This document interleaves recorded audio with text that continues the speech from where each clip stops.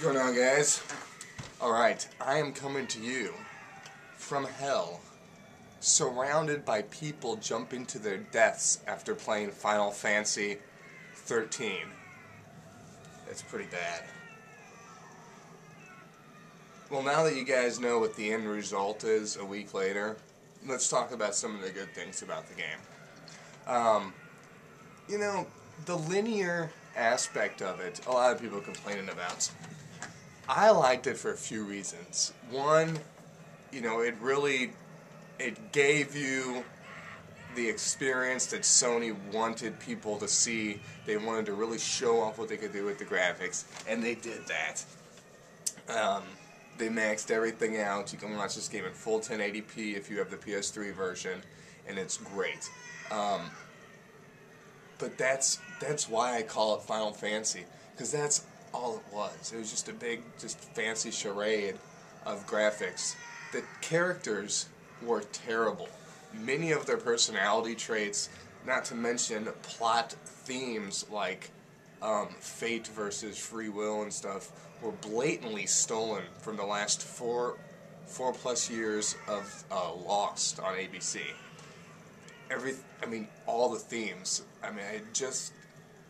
We're in the last season of Lost now, and everything that's gone on in Lost, I realized, what the hell, where did they get these ideas from? The whole cast must have been watching Lost, because everything in Final Fantasy is about free will and how people are actually just tools for these other people trying to get their objectives done, and not to mention other topics. And then even you get a black dude with a kid, right? I mean, how much more blatant can you get with your characters and whatnot? So to me, they butchered the story. They butchered a good story and put together their own mishmash set of crap with all these little fantasy objects and names. Sure, you can make up a bunch of names and put a nice graphics to it and call it something, but that's not what players wanted. They wanted an RPG game. They didn't want something new and fancy that, you know, was just going to be a big, just a big parade, which what it was. With that being said, you know, plot topics aside, because I paused selected through most of the cutscenes. Maybe I'll go back and watch them again one day. Maybe not. I don't know. I just could not get into the characters, their personalities. I think that most of the characters look really cool. I like the artwork. You know, they did a really good job with that. But that being said, it's like they just took a really beautiful thing, and unfortunately, they had to give it a dialogue. Excuse me. But, you know, I had a good time playing it, though. I knew it would open up in the end. I had a feeling it would. I even went online and checked to be reassured. So, sure enough, there's like 60 of these quests you can go on, and I've got done with 5 of them so far, and I got an achievement for getting done with the low-level quests. So obviously downloadable content might be new areas with, you know, maybe a dozen more quests or something.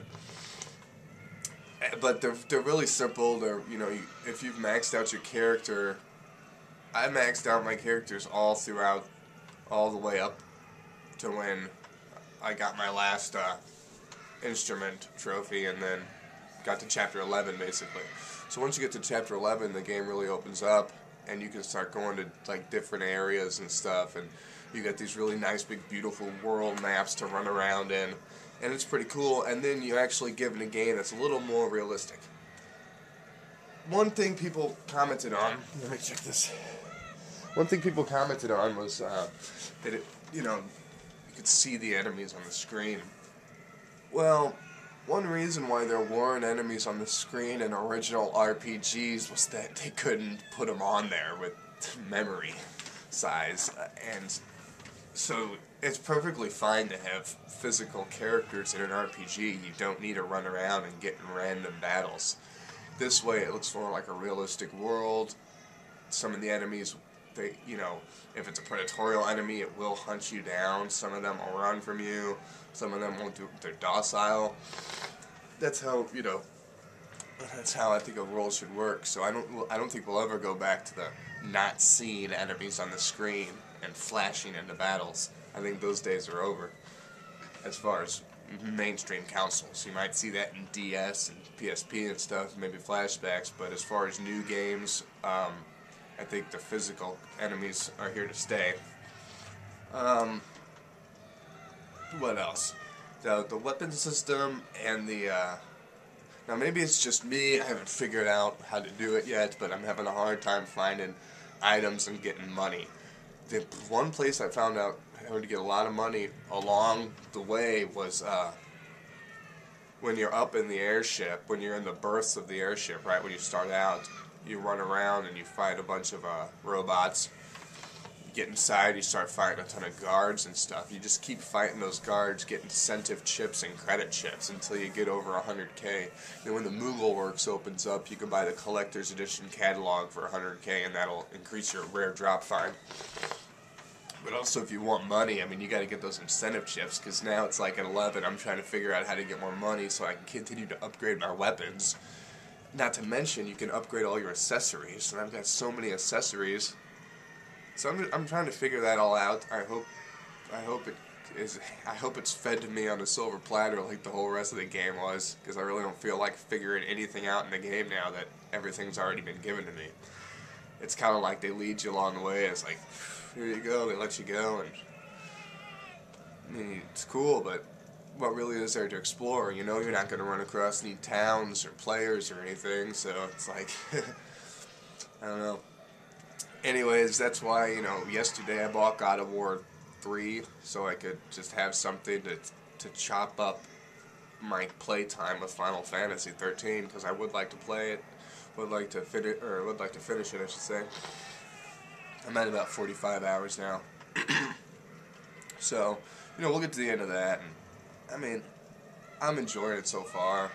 I mean, it's still pretty kick-ass. I still, you know, get all the excitement of that I used to get. I mean, sure, it's not like, you know, getting home with Final Fantasy 3 and opening your Super Nintendo box, and I mean, at least the manuals smell the same. That's an important thing to me. But you know, it's not the same. I mean, even Final Fantasy VII, you know, you buy a little CD case for that.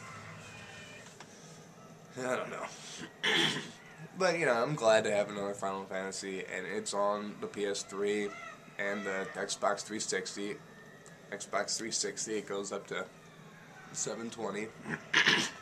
Excuse me. And, you know, the PS3 goes up to 1080p. So, I mean, definitely check it out. Get it on Netflix, whatever, Gamefly or whatever, and, or just go buy it. I know, I just happened to look in the stores, and it's all sold out everywhere around here. So, I mean, every copy sold out in the stores around my neck of the woods. Whereas yesterday, even, there was a lot of copies of God of War. They had a lot more copies of God of War than they had Final Fantasy, and Final Fantasy sold out like fast, though, but people were waiting for that game. But, you know, definitely check the game out. It's pretty cool. I mean, I will give it an 8 out of 10. Maybe an 8.5 even, just because it is just an amazing looking game. You can sit down and enjoy a huge chunk of it without having to do much. For what that's worth. You can sit down and you can watch it like a movie, and then, you know, the combat system, it's pretty fun now. I like setting up the groups and switching through them, and then I'm just trying to open up all my Crystarium abilities and get everybody new abilities and stuff, and then, you know, maybe worry about upgrades later and whatnot.